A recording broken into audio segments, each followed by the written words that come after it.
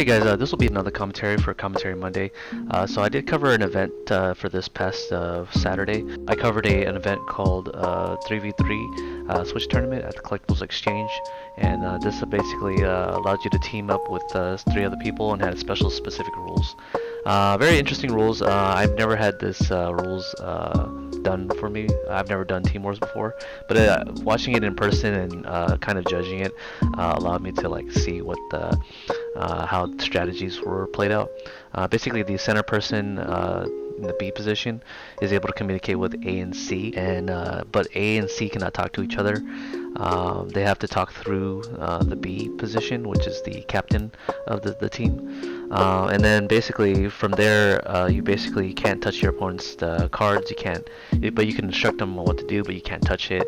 And they all have to speak clearly to their opponent, even when they're talking to their teammates. And they all have to speak in the same language. Pretty interesting rules for sure, and I wanted to see how it pans out. So here we have the A position. I was only able to film all the A positions for all of the teams, so yeah, I thought that was kind of cool. Seeing if they can do it. They all have to play best of 3 for all of the pods, and then best of 3, and then at least 2 out of the 3 members have to win their games for the team to win. So very cool game, very cool, interesting things. So I'm gonna start the game. I'm gonna try to do commentary. We have a matchup between Diva Hero Zombies, which is a pretty unique deck, considering it plays all 3 of the engines of Diva. Diva is technically only a 3-card engine, but if you play Spike Gilman, it's 4. It increases your bricks, I would say, but I think it's fine considering the fact that they can play a hefty amount of traps to defend themselves. On the right side, we have Frog Monarchs. Frog Monarchs is a pretty loved deck, even though it is, I think, in my opinion, is very easily stoppable because of cards like Fossil Dyna and Vanity's Fiend, etc. Anything that locks out special summoning pretty much locks from playing. So we're gonna start the game. So the Frog Monarch starts her turn first. I will have the life points on the side here so that you guys can know what's going on. So he starts off with Substitute. Most likely he's gonna go into a Swap Frog and dump the Treeborn, and then he's probably gonna most likely bounce and not send any back row. Pretty standard play for the Substitute or the Frog Monarch deck. Passing on a Battle Fader, Gores, or Tragodia. So Zombie player starts his turn, sets 3 and passes. Pretty interesting play there. It pretty much signifies that either he has a Solemn set or a Starlight Road set, but we don't know. And we also know that since he is playing a kind of like a 3-engine deck, most likely he hasn't drawn any of his Pyramid Turtle, Mystic Tomato, or any like cards that start off his turn in some way. So it looks like he either drew all Malicious in hand, I would guess. I don't know. Basically, that's pretty much I can guess from setting 3. So he gets his Treeborn out, and he has the option of tributing for either Caius. He starts off his main phase with a Cold Wave, which is not normal for a Frogmire deck, but I can see why they would play it because enemy controller can be activated in the standby phase, and then main phase you can activate Cold Wave. So it makes sense from Frog Monarch's perspective. So here he did an illegal play where he activates Cold Wave, and then Cold Wave actually stops you from activating other spells this turn, and so you cannot activate Heavy Storm. That is not a combo you cannot that you can activate. But it looks like the player A does not recognize it. But he does have a Solemn set. He lost 3 back rows, and it looks like he reads the card and he corrects him. He can't activate. So good correction on him. Okay, so he summons Treeborn, and he's probably most likely going to dump another I thought he was going to dump a Treeborn. So rather than follow up with a Monarch play, he activates Cold Wave, summons Swamp Frogs, and attack. So definitely a waste of a Cold Wave for sure. So he declares an attack, so now he goes down to 7,000. Draws, and since he can't activate any spells for his turn, he basically passes. Draws return, he activates Heavy Storm, and now instead of activating Solemn Judgment, he just lets it resolve. So I think he lets it resolve because he knows that if he tributes for a Monarch, such as Caius or Ryza, he has no other targets to target. So he lets it resolve. So if they summon a Monarch, the Monarch has to target itself if there's no other cards on the field. He main decks a Kaiku, it looks like, and he summons it and attacks it directly for 1800. So he draws for turn, passes on a Kaiku. He finally draws a spell that he can use, so he activates Reinforcement of the Army, summons Stratos to start off his turn. So him searching for a Prodigy kind of tells me that he might have Malicious in his hand, but you never want to search for Malicious anyways, unless you have Wing Blast. He crashes his Stratos into the Kaiku to clear it, and he sets back row. So this back row might be a bottomless in the event that he tributes for Caius. Or a book. It's bottomless. So the bottomless trades with the Ryza here. The guy passes with nothing. So he summons Prodigy. I'm not sure if you can special summon Prodigy if you have no monsters, or if your opponent doesn't control a monster. We're gonna check that one. Yeah, so it looks like you can special summon Prodigy even if your opponent doesn't control a monster. So it's not a Cyber Dragon. So back to the game here. So he tributes for Malicious face up. So we kind of guessed that he didn't have a Malicious. The question is whether he had two Malicious in his hand. Cool enough. The cool thing is if you tribute off the Evil Hero for a Destined Hero, I think, or Evil Hero. Let me check. Yeah, so if you tribute summon a hero monster, you can draw a card here. So he sets the card. Looks like he draws a card later on. Okay, so he does remember, but later. So he's bringing us out Treeborn. So, like always, he can tribute for Caius if he draws it, and he draws another Ryza. So he puts the Malicious back on top of the deck. Interesting play, but that's a good because then he can brick on the second Malicious. He does have it. So he puts on top, attacks for 24. Okay, I think he takes the damage here. He draws for turn, sets another back row. Most likely defensive cards like Mirror Force or but I think he already used Mirror Force. So it could be a Deep Prison or Book of Moon. So he chooses not to summon Treeborn Frog because he's afraid of Torrential. He Book of Moons. Tributes the Ryza for a Ryza. And he chains a Book of Moon. So that's the second Book of Moon, and then he sets another back row. It looks like he's not drawing any monsters here. So he can choose to flip the Ryza here to swing, or get the Treeborn out. Plays into the Torrential, flips it, attacks. So attacks it on 24. So now he's at 400 life points. So he can't activate Brain Control here, and he just skips it up. Okay, pretty quick game one. Not much interesting that happened other than summoning Monarchs. So now he fully anticipates not setting so much back rows, especially if he gets heavy stormed.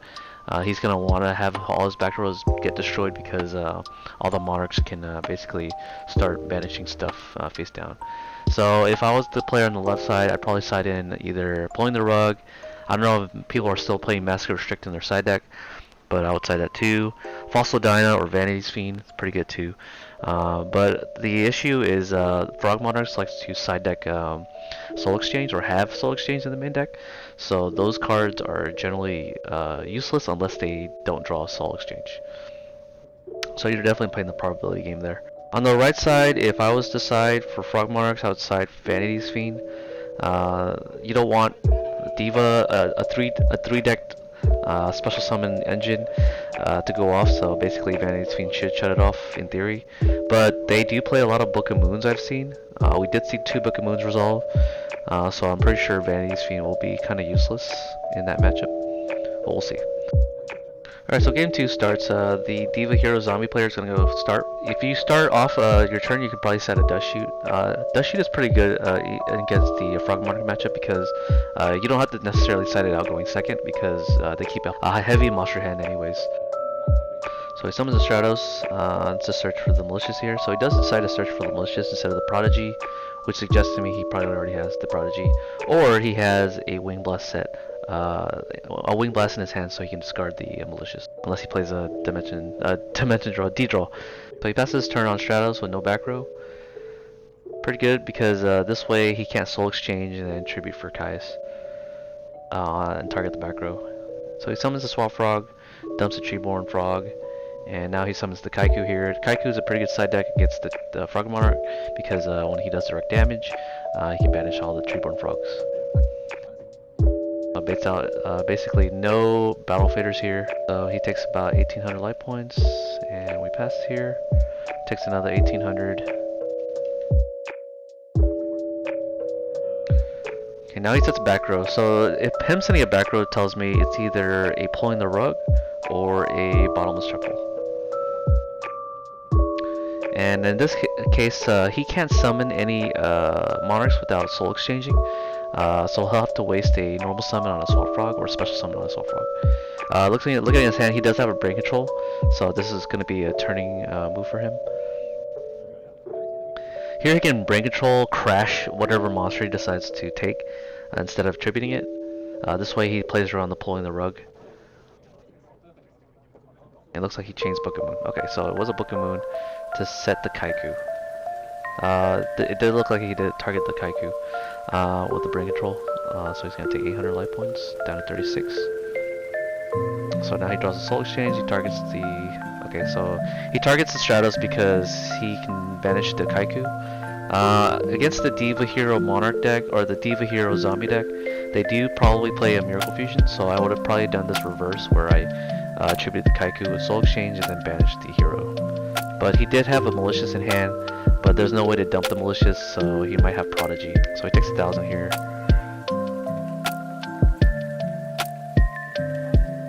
So here he's probably going to special summon this Prodigy and then tribute for Archias or make a synchro play. So activates the lure, banishes Malicious, special summon Prodigy. Prodigy should be in attack mode, and he does exactly what I think he does. So he's probably going to take 34 here. Okay, so now he's at 200. Sending 2 more back row to the board. Now he's kind of relying on Swamp Frog resolving. Or a Treeborn Frog in the graveyard to tribute, or another Soul Exchange to take out the Caius. Okay, so he special summons the Swamp Frog, and since he special summons Swamp Frog, he can't activate Pulling the Rug if he does have it. So that's one way you can play around Pulling the Rug. He dumps the Treeborn. Now he can tribute for a monster, but again, if he tributes for a Monarch, then it gets Pulling the Rug, or even Bottomless, or even Book. There's like so many ways he loses this. So he summons the Substitute. I don't know if he calls priority. I would. So he torrentials here. So they definitely messed up the Chain Link order here.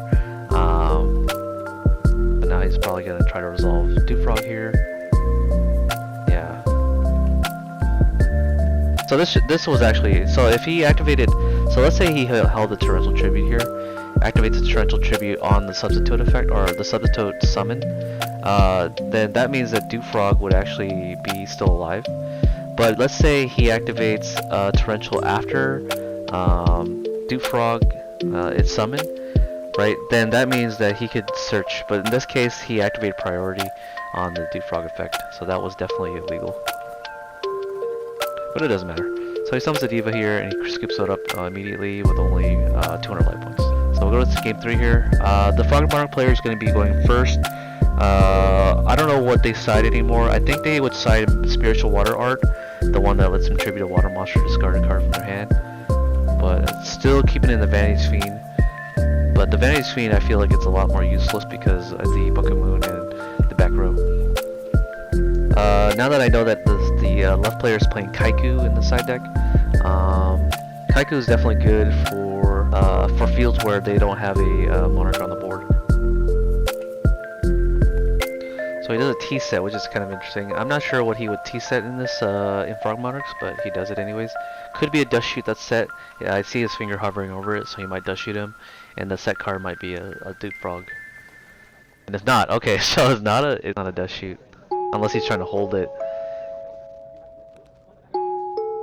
In that deck, he has the option to search for Prodigy, Stratos, or Greffer if he plays it. Summons the Stratos here, activates effect. No response, he searched for Prodigy. So last turn he had the Prodigy and then he searched for Malicious. This turn he probably has the Malicious search for Prodigy. But I don't see a reason why you would want to search for Malicious. So he Book of Moons the Stratos. Now Duke Frog is set. Now he has a tribute fodder for a Monarch. Decides if he wants to tribute it off because I don't think he has a Swamp Frog.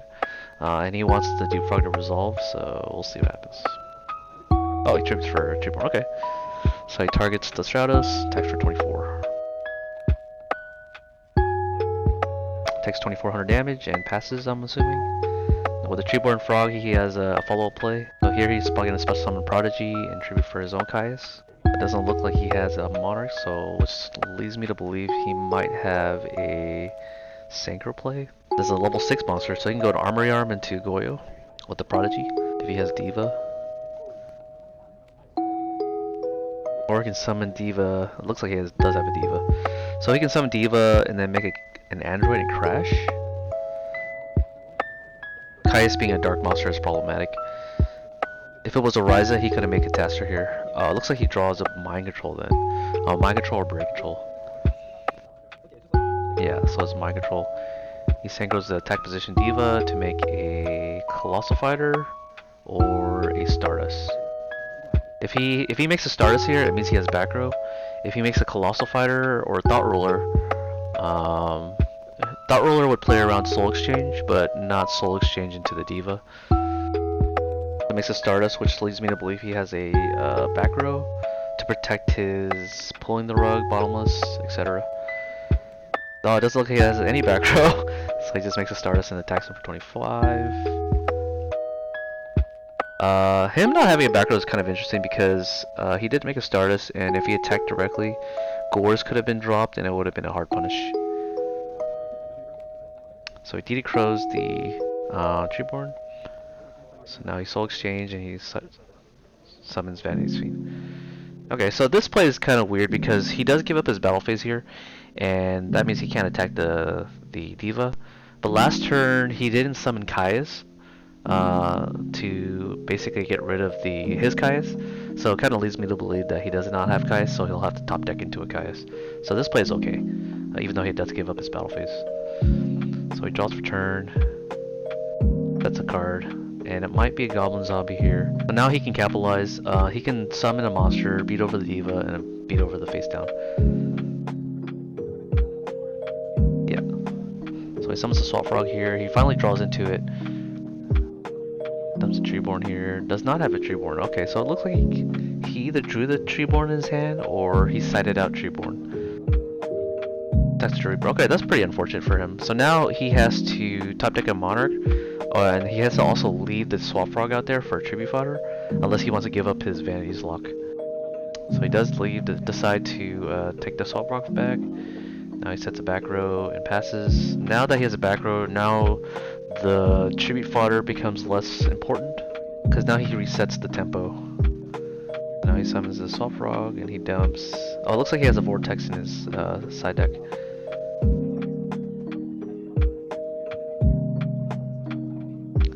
So he still does have to address the Spirit Reapers. It looks like he's most likely going to pass here. He does not have enemy controller either, which tells me that Spirit Reaper is pretty much safe.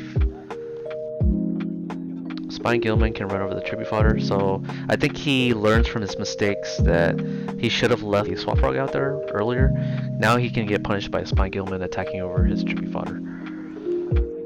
So now he takes 700 here. It takes a 7.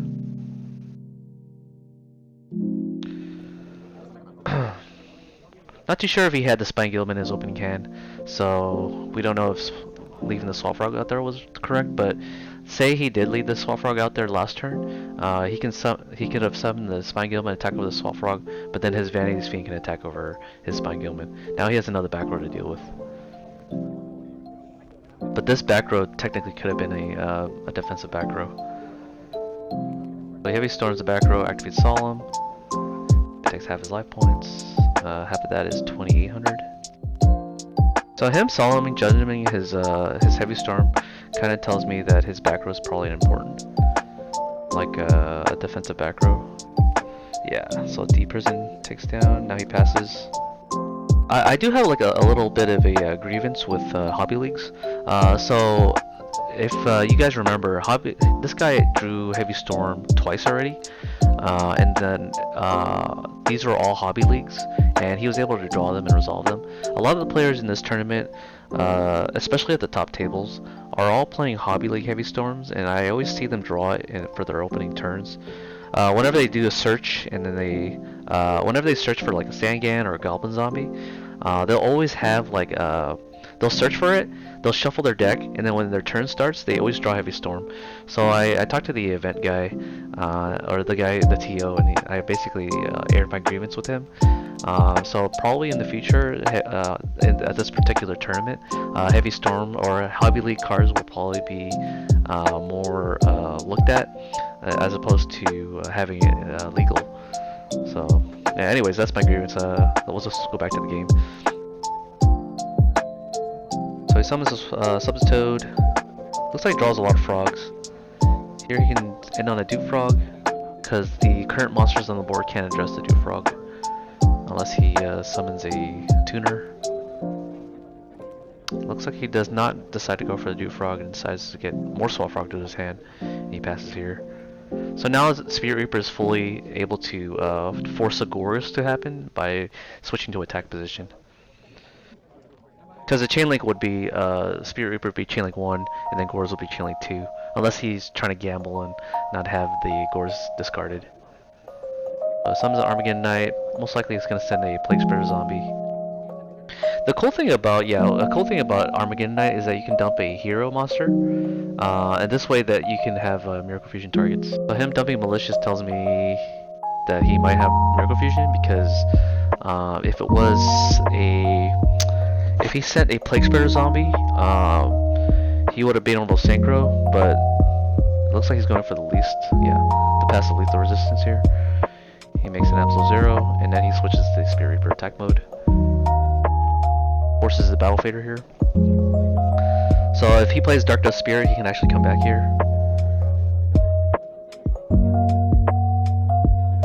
Tributes for Akaius, banishes the Spirit, no, not Spirit Reaper. Armageddon Knight. Okay, so he takes 1,000 here. And with 1,800 life points, he could attack him for game. Yeah, looks like it's game. Yeah, it's game. Okay, cool. Yeah, that was a very interesting game. A lot of interesting plays for sure. Wasn't entirely sure what was going on, but I guess he did make the Swamp Frog play, so I want to go back to this. So this turn here, where he tributes the Subtoad off for a Swamp Frog to dump, I think that play was actually better in hindsight, because it allows him to basically draw more likely into a Monarch, because I can pretty much assume that these are probably either all dead cards, like Battle Fader, because he did a swing. So using the Dew Frog to thin out your deck was probably the better play, even though the Dew Frog would have probably bought more turn if he made a synchro play. So yeah, that was my commentary video. I hope you guys enjoyed Commentary Monday. I will definitely have more, especially from this tournament. There was a lot of matches that I was able to record for this, so I'll definitely have more commentaries for the next Monday. I hope you guys enjoyed the video, and I'll see you guys on the next one. Peace.